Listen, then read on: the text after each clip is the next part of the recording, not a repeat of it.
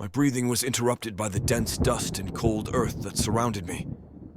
I was trying to gather my thoughts as memories flashed through my mind like lightning in the night. I was the victim of a terrible car accident. The initial shock was still pulsating through my veins, and fear was making my heart beat wildly. With each moment, the suffocation sensation grew, and the panic gripped me more and more. With a trembling movement, my hand reached out into the darkness, touching a layer of damp, cold earth. I realized with horror that I was buried alive.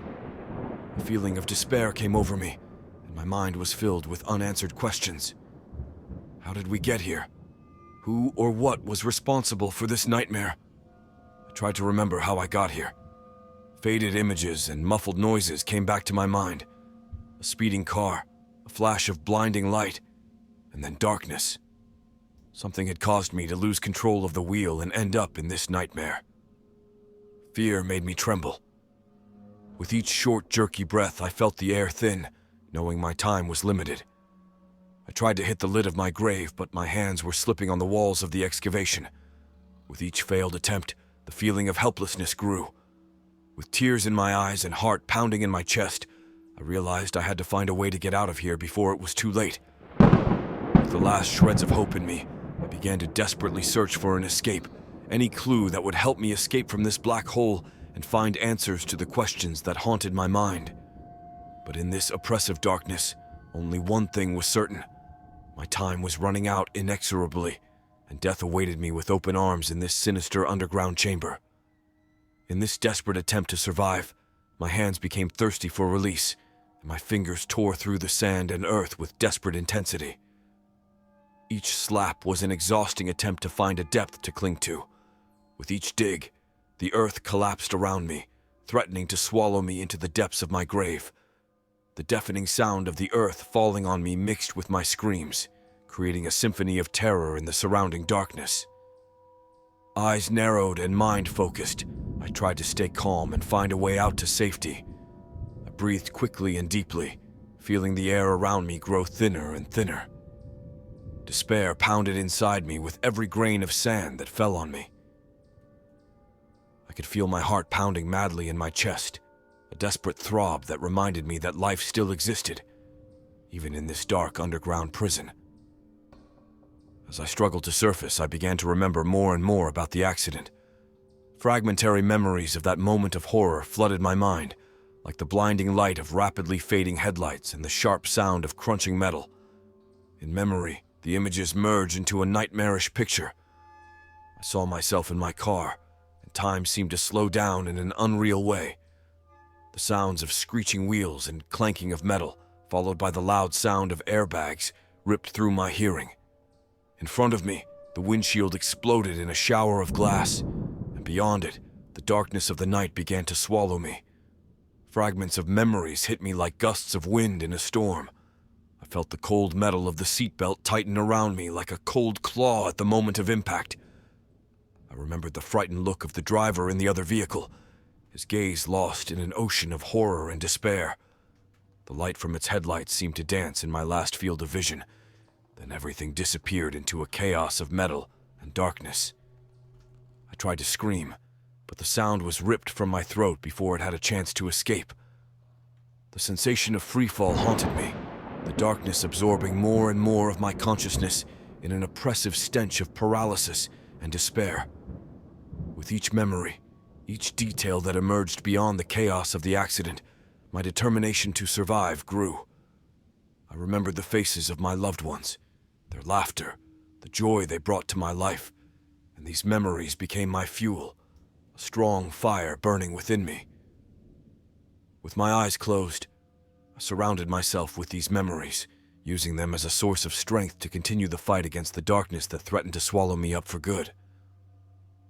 As I continued to dig and try to get up, I felt the air level drop dangerously low. I was breathing harder and harder, and the darkness seemed to swallow me completely. Each breath was a desperate effort, a feeble and excruciating attempt to extract oxygen from an ever closer space. In this death grip, I felt the sensation of suffocation become more real, and my mind struggled into a black, oppressive ash.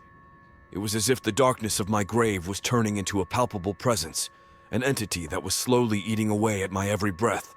My chest was getting tighter and tighter, and every attempt to inhale air turned into torture. Death was not just a distant inevitability. It was present, palpable, a vicious, cold presence that stalks me in every corner of the tomb. Facing this sinister presence, I felt my resolve rise. Instead of giving in to despair and fear, I fought with every fiber of my being. With narrowed eyes and clenched teeth, I tried to focus on any vivid memory, any ray of light that reminded me that the fight was worth fighting. I continued to hit the walls of the tomb with my bloody hands, ignoring the pain and exhaustion. With each blow, I cried out in my mind against the darkness that was stealing my air and my life. I could not leave my fate in the hands of death without fighting to my last breath. With the last of my strength left, I continued to fight, refusing to give in to the menacingly approaching death, with every breath growing weaker. I realized I had my phone on me. With trembling fingers, I pulled out my cell phone, the last connection to the world above. In the dim light of the screen, I saw that the signal was non-existent. My heart sank into an abyss of despair, and my thoughts seized me. But I could not give in without trying.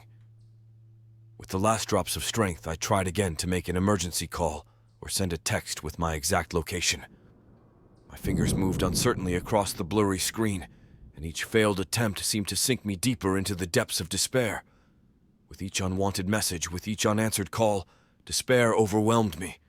With each passing second, my hope of escape seemed to evaporate. It was as if the darkness of my grave was reaching out its cold, cold arms all around, threatening to swallow me whole. With the last of my energy, I hung up the phone, trying to conserve my battery for when there was a chance to be heard. At the limit of my patience, I managed to get a thin thread of mobile signal. A help message was sent but went unanswered. In the darkness above, the echoes of my cries seemed to be lost, and yet a ray of hope shone in my heart. With each passing moment, the signal grew slightly stronger. I was looking at my phone, eyes fixed on the illuminated screen, waiting with bated breath for an answer. With my heart pounding and an overwhelming sense of panic and hope, I began to scream as loud as I could, not caring that my sound seemed to be lost in the darkness. In a desperate effort to make my presence felt, I screamed into the silence of the tomb, crying out for help, waiting with bated breath for a response from beyond the earthen walls that surrounded me. With each passing moment, the feeling of suffocation became more and more real. The rarefied, dirty air was only a fainter memory, and breathing had become a desperate struggle, a faint wheeze in a closed space where the oxygen had gradually disappeared. I was trying to push the earthen walls around me, but each stroke was weaker, each effort more desperate. My hands were bleeding and shaking, and my body was completely exhausted. With the last drops of energy consumed, I felt my consciousness begin to fade, and the surrounding darkness begin to swallow me with its cold claws. In a moment of clouded clarity, I realized that death was only a moment away, and the grave had become my home. With each fainter breath, with my eyes closed, I began to accept that there might not be an escape. In the silence and darkness that surrounded me, I slowly began to surrender, accepting that death would be my last companion on this terrible journey. With my last breath, I stopped fighting, letting myself slip into absolute darkness. I was losing consciousness in the heavy stillness of my tomb as the darkness seeped into me like an endless river, swallowing me in its endless abyss. At the last moment, I heard sounds coming from outside, but they were so distant, almost unreal. In my last moments of consciousness, I imagined that maybe they were angels coming to free me from the endless darkness. With my last breath, I sadly accepted this end and gave up the fight. Then everything died away and I slipped into the dark, deep silence without any sensation or thought. Time became an abstract concept, and I became one with the darkness. I don't know how much time passed, but from the depths of nothingness I was brought back to life.